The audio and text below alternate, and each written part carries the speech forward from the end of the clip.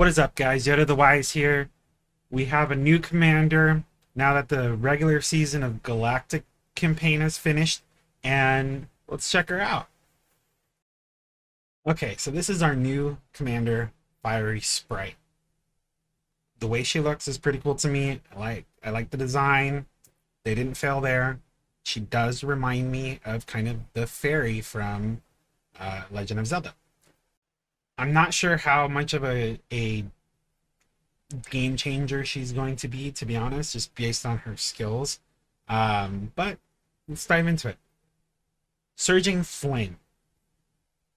40% trigger rate, inflicts additional damage on the target equal to, and it will max out at 60% at level 60 of the initiator's current HP. Damage dealt through this method cannot exceed 1000% of normal attack damage. So I'm going to show you a replay how this works.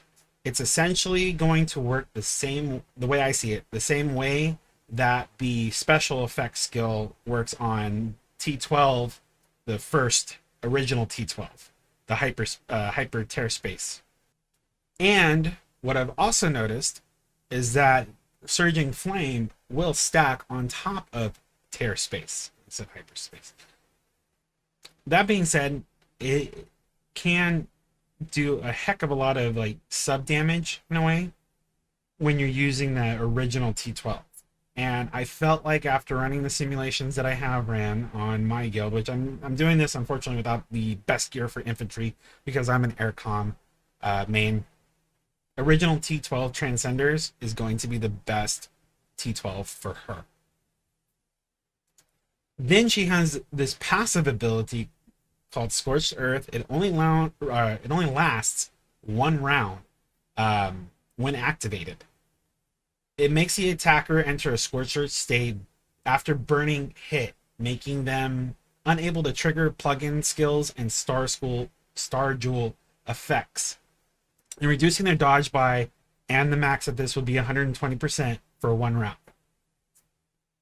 Honestly, this passive skill, it really means nothing to me. I mean, yeah, that's cool if you're able to get a hit on.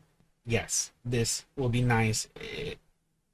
But if you're not able to get a hit on the back row, which I can't confirm or deny that if the Infantry Awakening skill occurs and you hit the front and back row, that Scorched Earth activates.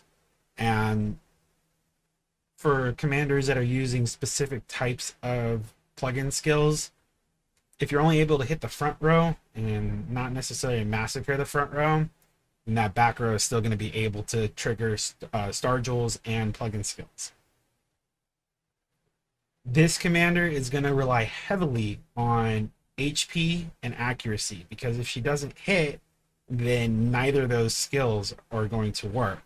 She definitely does not have an auto hit on her, and that's what makes her more of a fortress kind of build, to where you want her to be super HP bolt and with a lot of accuracy, because you want her to hit, unless you tack on a plugin skill that's going to give her an auto hit.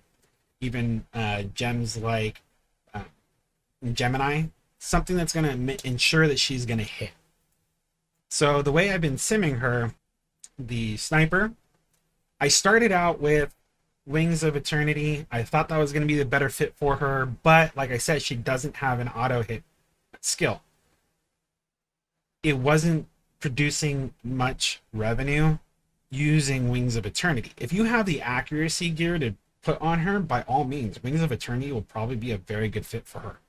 If you don't have the accuracy, like myself, I just don't really have the accuracy for her, an auto hit skill plugin like Sniper is going to be beneficial, because at least you know that her first skill will do damage, as well as using the T12 original Transcenders, that tear space is going to stack on top of her first skill, and it does some severe damage there. I set her up in a way to where we're using the newest T12 all the way down to the original. I didn't feel like the 12.3 was really worth it, just because These ones right here are typically really good for attack damage. And I'm not quite sure how these ones work. To honestly, like I said, I'm an air commander, not an infantry commander main. Uh, all in all, the original T12 is going to be the one you want for her.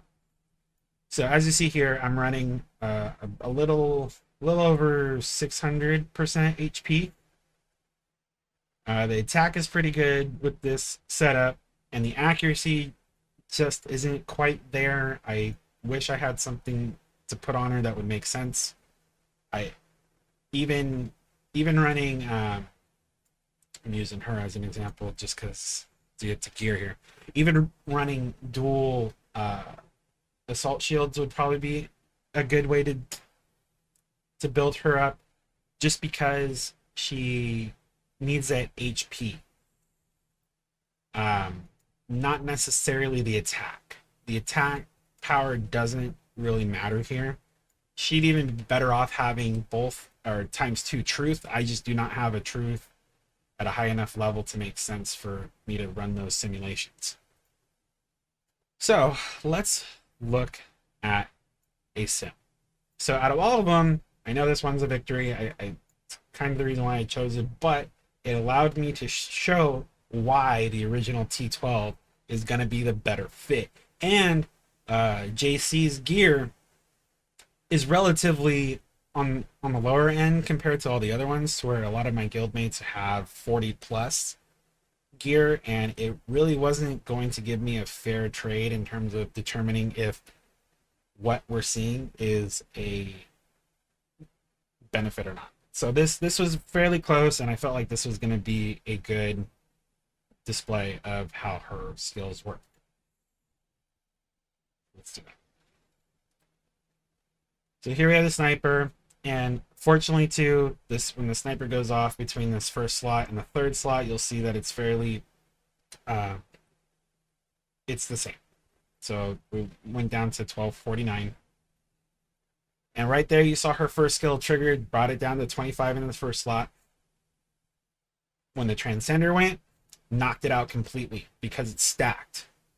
And that was the difference between her first skill going off on its own with the 12.2, and then the transcender 12.1 having the tear space stack on top of it. It just gave it that extra boost it needed to eliminate all of them in that second stack there. So all in all, I honestly believe that she's not necessarily going to be a game changer, but if played correctly, she's going to be a very good infantry commander in terms of one slot busting, as well as bringing back the transcenders for, a kick-ass revamp on it. So that's Fiery Spirit, Sprite, Fiery Sprite. Questions, comments, leave them below. Let me know what you're thinking. Until next time. Go ahead, show me what you got.